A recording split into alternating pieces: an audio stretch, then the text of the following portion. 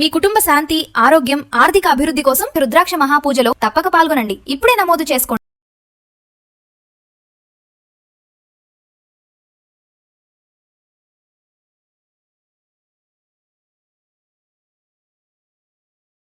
నమస్తే, welcome back to Suman TV. Present మనతో పాటు ఉన్నారు stock market analyst Sundar Rama Reddy గారు. నమస్తే సార్. నమస్తే. సార్, సంవత్సరానికి 10 లక్షల కంటే ఎక్కువ ఆదాయం ఉన్న కుటుంబాలకి ఎల్పిజి సబ్సిడీ అనేది రద్దు చేస్తామంటున్నారు. అది సరైన నిర్ణయం అంటారు అసలు?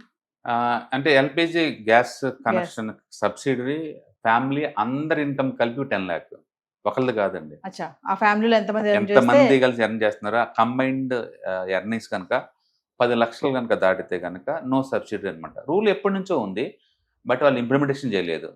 ఇప్పుడు ఏంటంటే ఆయిల్ అండ్ గ్యాస్ రేట్లు బాగా పెరుగుతున్నాయి కదా, అంటే ఇప్పుడు అందరికి మెసేజ్లు పంపిస్తూ ఉన్నారు. మీకు మెసేజ్ వచ్చిన తర్వాత విత్ ఇన్ 15 days మీరు రెస్పాండ్ అవ్వలేదు అనుకోండి, ఆటోమేటిక్గా సబ్సిడీ కట్ చేస్తారన్నమాట. ఇంకా వాళ్ళు దానికి ఇన్కమ్ ట్యాక్స్ క్రైటీరియా తీసుకుంటున్నారు.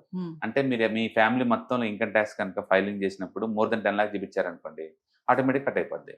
లాస్ట్ ఇయర్ వరకు ఏంటంటే income tax up to 7 lakh వరకు, 8 లాక్ వరకు అలా ఉండేది. బట్ ఈ సంవత్సరం నుంచి 12 లాక్ వరకు ఎగ్జామ్షన్ ఇచ్చారు కదా, అందుకని అవసరం ఉన్నా లేకపోయినా ఇంట్లో ఎంతమంది అడల్ట్స్ ఉంటే అందరూ 12 లక్షలకి ట్యాక్స్ ఫైల్ చేస్తారు ఈ సంవత్సరం నుంచి.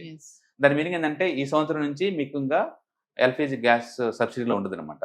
అఫ్ కోర్స్ లాస్ట్ 2-3 years నుంచి LPG subsidy 30 rupees, 40 rupees, 5 rupees తప్ప ఏమి ఉండలేదండి. అందుకని ఎవరు సీరియస్గా తీసుకోరు. కానీ బట్ స్టిల్ రూల్ అయితే ఇంప్లిమెంటేషన్ చేస్తున్నారు. దాని మీనింగ్ ఏంటంటే ముందు రోజుల్లో ప్రతి ఒక్కటి కూడా ఇన్కమ్ ట్యాక్స్ లింక్ పెట్టేసేసి మనకి నోటీస్ ఇచ్చే ఛాన్స్ ఎక్కువ ఉంది. అంటే ఈ నిర్ణయం వల్ల గవర్నమెంట్కి ఏమైనా ఆదా అవుతుందా? సబ్సిడీ చాలా తగ్గిపోయిందండి. ఒకప్పుడంటే 100 రూపాయలు, 200 రూపాయలు వచ్చాయి అకౌంట్లోకి కదా, మెసేజ్ వచ్చేది. ఈ మధ్యలో అసలు నేను చూడలేదు కూడా. అంటే 30లు, 40లు, 10 రూపాయలు ఇలా సబ్సిడీ. అందుకని సబ్సిడీ లేకుండా మార్కెట్ ప్రైస్కే వాళ్ళు దగ్గరలో ఉంది గవర్నమెంట్ ఇచ్చేది, కాబట్టి అంత సబ్సిడీ ఏం లేదు ఇప్పుడు.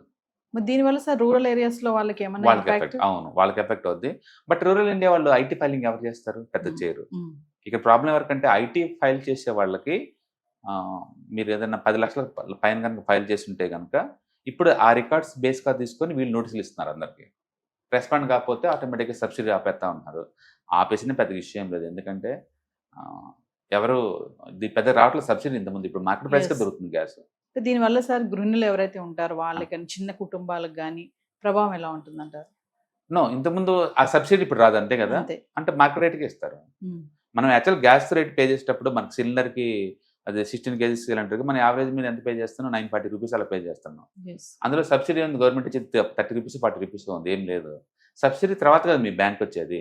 ఇప్పుడు ఆ సబ్సిడీ ఆగిపోద్ది, అంతే కదా. 30-40 రూపీస్ ఆగిపోతే పెద్ద ప్రాబ్లం ఉంది. టోటల్ ఫ్యామిలీ ఇన్కమ్ బట్టి family income should not cross the 10 lakh government దగ్గర నుంచి ఎల్పిజి సబ్సిడీ రావాలంటే, గ్యాస్ కనెక్షన్ సబ్సిడీ నీకు రావాలంటే total family income should not cross the more than 10 lakh. But rule ఎప్పటి నుంచో ఉంది, గుర్తుపెట్టుకోండి. ఇప్పుడు కొత్తగా పెట్టిన రూల్ ఏం కాదు. కాకపోతే ఇంప్లిమెంటేషన్ కి ఇది రైట్ టైం అని చెప్పేసి అందరికి మెసేజ్ పంపిస్తున్నారు. ఓకే, అందరికి మెసేజ్లు వస్తున్నాయి.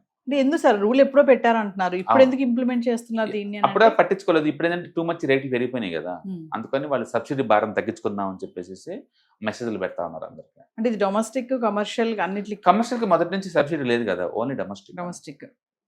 Thank you.